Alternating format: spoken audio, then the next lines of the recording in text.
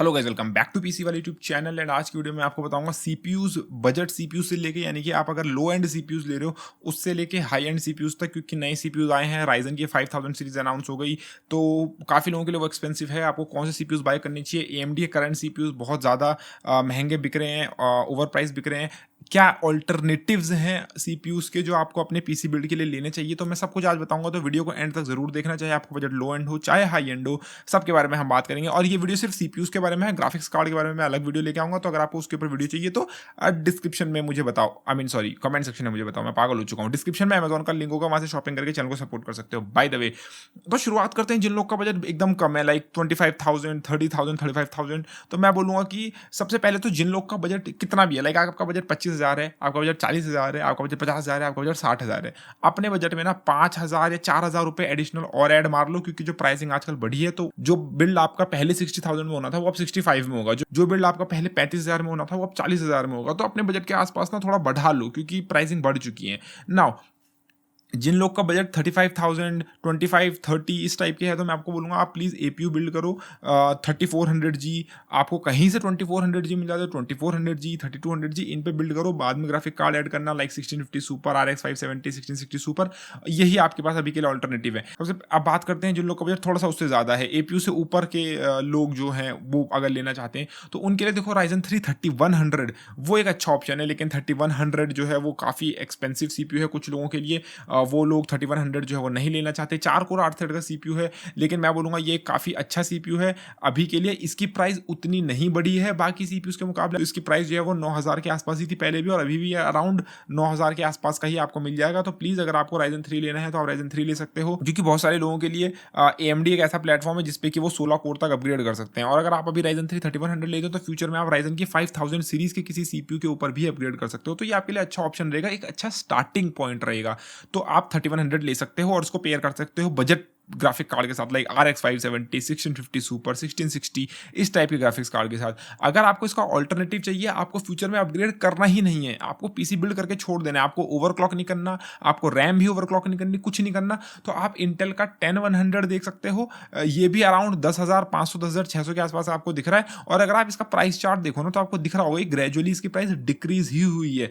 AMD की जो है वो प्राइस फिर भी थोड़ी, अगर 3100 की देखो तो कॉन्स्टेंट रही है, इसकी डिक्रीज हुई है। तो आप इसको ले सकते हो। अगेन इसके अंदर आपको रैम ओवरक्लॉकिंग का सपोर्ट नहीं मिलेगा। मे बी आपको गेमिंग में आपको थोड़ी अच्छी FPS मिल जाएंगे, थोड़े ज़्यादा FPS मिल जाएंगे, लेकिन आपको ओवरक्लॉकिंग का सपोर्ट नहीं मिलेगा। रैम ओवरक्लॉक भी आप नहीं कर पाओगे। फ्यूचर में आपके पास लिमिटेड ऑप्शंस हैं, फ्यूचर में आप ज़्यादा अपग्रेड कर नहीं पाओगे। तो आप इसको एक बजट सीरीज के मदरबोर्ड लाइक H410 या किसी मदरबोर्ड के साथ पेयर करके अपना पीसी बिल्ड कर सकते हो। ये एक ऑल्टरनेटिव है। बट अगेन मैं बोलूँगा कि ले रहे हो तो AMD ले लो, ताकि कम से कम आपके पास अपग्रेड का ऑप्शन है 5th जनरेशन यानी कि 5000 सीरीज। और आपकी जो अभी करंट जनरेशन 3000 सीरीज चल रही है उसमें भी आपका 3950X यानी कि 16 कोर तक का आपके पास ऑप्शन है अपग्रेड का, अगर आप डिसेंट मदरबोर्ड लेते हो तो। जिसको थोड़ा और परफॉर्मेंस चाहिए तो उसके पास 3300X का ऑप्शन है।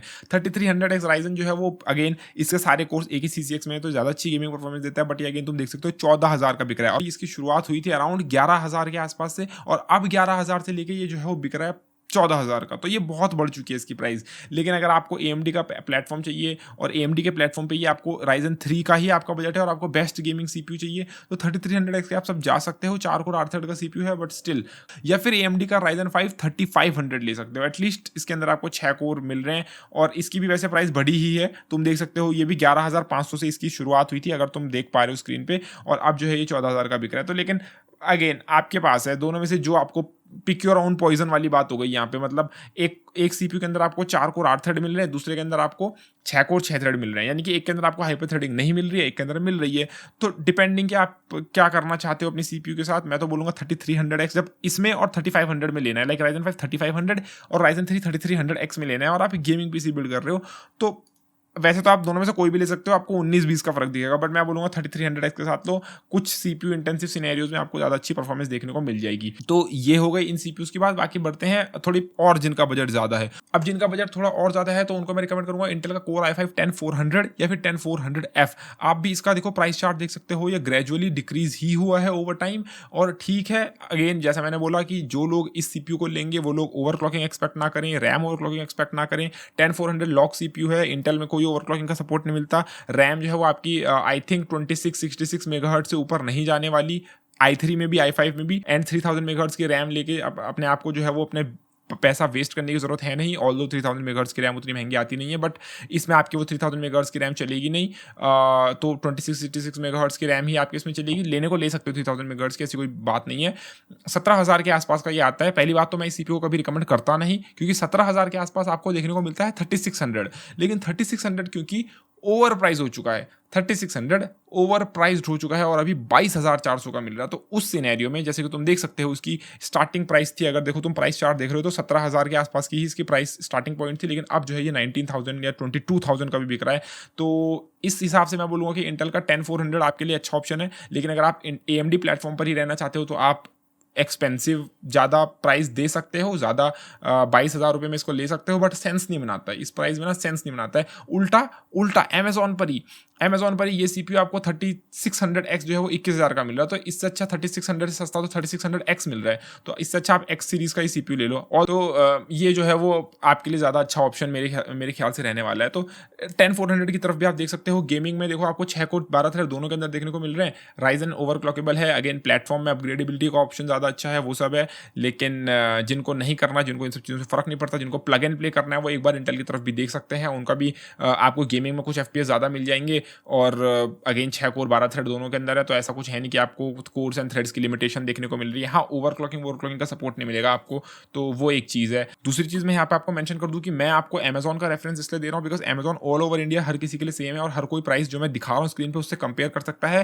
हो सकता है आपके पड़ोस की दुकान में आपको ये सीपीयू सस्ते में मिल जाए या बहुत ज़्यादा सस्ते में मिल जाए, लेकिन आपके पड़ोस की दुकान से पूरे मेरे ऑल ओवर इंडिया जो सब्सक्राइबर्स है वो देख नहीं रहे हैं और ना वो ले सकते हैं। तो इसीलिए मैं अमेजॉन का रेफरेंस दे रहा हूँ। वरना तुम चाहो तो, वरना खरीदने को तुम सुपर क्लॉक पीसी जैसी वेबसाइट से भी खरीद सकते हो, लेकिन बहुत ज़्यादा जगह जो है वो आउट ऑफ स्टॉक्स हैं। कई वेबसाइट जो है वो अब स्कैम कर रही हैं, वो जो है वो तुमको पुराने प्रोसेसर्स बेच रही हैं, डब्बे खुले हुए प्रोसेसर्स बेच रही हैं, सेकंड हैंड प्रोसेसर्स बेच रही हैं, क्योंकि अभी इतनी ज़्यादा डिमांड है, आउट ऑफ स्टॉक चल रहे हैं। तो उस वक्त पे अमेजॉन एक रिलायबल सोर्स बन जाता है। अमेजॉन पे आपको सही चीज़ें मिलेंगी, अच्छे से मिलेंगी, चेक होकर मिलेंगी, और इनके पास जो है वो अगेन कुछ खराब निकलता है तो आपको रिटर्न का ऑप्शन भी रहता ही है, जो कि थर्ड पार्टी वेबसाइट में आपको मगजमारी करनी पड़ती है। तो इसलिए मैं अमेजॉन का रेफरेंस दे रहा हूँ। वरना थर्ड पार्टी वेबसाइट में मेरे को याद है superclockpcs.in, अगर आप superclockpc.in से खरीदना चाहते हैं तो आप विंडोज़ की खरीद सकते हो। वहाँ पे जेन्युइन विंडोज़ की मिलती है। इतने महीनों से वो लोग सेल कर रहे हैं और अभी तक एक भी कंप्लेन नहीं आई है। तो हाँ, आप कह सकते हो कि सुपरक्लॉक पीसी उन वेबसाइट में से नहीं है जो फ्रॉड विंडोज़ की बेचती है, वो लोग जेन्युइन विंडोज़ की बेच रहे हैं। तो आप जो है वो अगर खरीदना चाहो तो सुपरक्लॉक पीसी से विंडोज़ की खरीद सकते हो। नाउ जिनका बजट थोड़ा और ज़्यादा है, ये तो हो गया राइजन 5 तक के मैंने आपको बता दिए। अब देखो कुछ लोग आपको ऐसे बोलेंगे कि अगर आपको 3600 जो है वो महंगा मिल रहा है तो आप पुरानी जनरेशन का राइजन 7 2700 ले लो, जो कि 17000 का मिल रहा है। नाउ ये जो प्रोसेसर था ये पहले 14,000 का मिल रहा था, अगर तुम्हें मेरी प्राइस चार्ट दिख रही है, और अभी मिल रहा है 17,000 का, तो इसकी भी प्राइस बढ़ गई है। लेकिन 17,000 में ये स्टिल कम से कम 3600 से सस्ता है। लेने को तुम ले सकते हो। अगेन इस प्रोसेसर को मैं तब तक रिकमेंड नहीं करूंगा 17,000 की प्राइस पे, जब तक आप सिर्फ और सिर्फ इसको वीडियो एडिटिंग या फिर एक मल्टी कोर सिनेरियो के लिए ना खरीद रहे। जब तक आप इसको ऐसे सिनेरियो के लिए ले रहे हो जहाँ पे आपको इसके 8 कोरों की जरूरत पड़ रही है, ठीक है, तभी मैं आपको रिकमेंड करूंगा इसको लेने को। वरना मैं आपको रिकमेंड करूंगा कि इफ पॉसिबल गो विद इधर गेमिंग के लिए ले रहे हो मोस्ट प्रोबेबली तो 10400 या फिर 3600 की तरफ जाओ, ठीक है। वरना इसको मैं रिकमेंड करूंगा नहीं, क्योंकि पुरानी जनरेशन का है, ठीक है। बाकी तुम इससे ऊपर के सीपीयू बचते हैं, वो तो राइजन 7 और i7 वाले आ जाते हैं, और वहाँ पे मैं आपको डेफिनेटली रिकमेंड करूंगा तुम राइजन 7 लो, लाइक 3700X, जो कि अच्छा सीपीयू है। 28,000 के आसपास का ये मिलता है, ठीक है, और काफ़ी अच्छी इसकी प्राइस पॉइंट है, और ये जो है वो ठीक ठाक प्राइस पे तुम्हें फिर भी मिल रहा है, और 28,000 का तुम्हें 3700X मिल रहा है। अब आने वाली जनरेशन का देखो राइजन 5 की बात करते हैं, वो जो है वो 20,000 से ऊपर का होने वाला है। आने वाला जो राइजन 5 5600X है वो तुम्हारा इजीली अराउंड लगा लो तुम 23,000 24,000 के आसपास का होगा।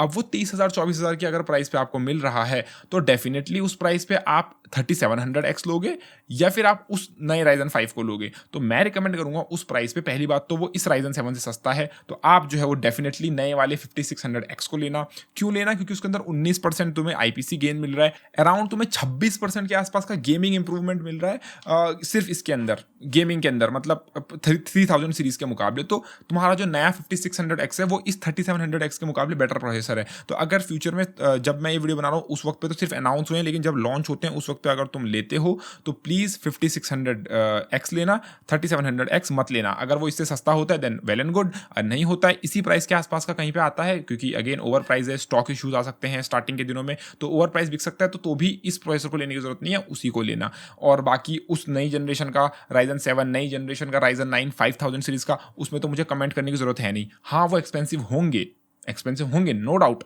बट वो उस एक्सपेंसिव के आपको उतनी परफॉर्मेंस भी दे रहे हैं। तो उस प्राइस पे मैं बोलूँगा जो बंदा Ryzen 7 या Ryzen 9 ले रहा है उसके लिए कुछ हज़ार रुपये लाइक 4-5 हज़ार रुपये एक्स्ट्रा देना मुझे नहीं लगता कि बड़ी चीज़ होगी, क्योंकि वो एक 3080 जैसा ग्राफिक कार्ड लेगा, 3090 जैसा ग्राफिक कार्ड लेगा और 4-5 हज़ार एक्स्ट्रा CPU पे स्पेंड करना उसके लिए कोई बड़ी बात नहीं। जो Ryzen 5 या Ryzen 3 जैसे बंदे हैं उनके लिए ये मेन चीज़ है, और उनके लिए मैंने इंटेल के ऑल्टरनेटिव आपको बता दिया। आप इंटेल की तरफ एक तरफ जा सकते हो और उनके प्राइसेस भी मैंने तुम्हें बता दिए ग्रेजुअली डाउन हो रहे हैं। तो उम्मीद है तुमको ये वीडियो पसंद आई होगी। आई तो प्लीज़ वीडियो को लाइक शेयर एंड सब्सक्राइब करना ना भूले। धन्यवाद, bye bye, take care guys.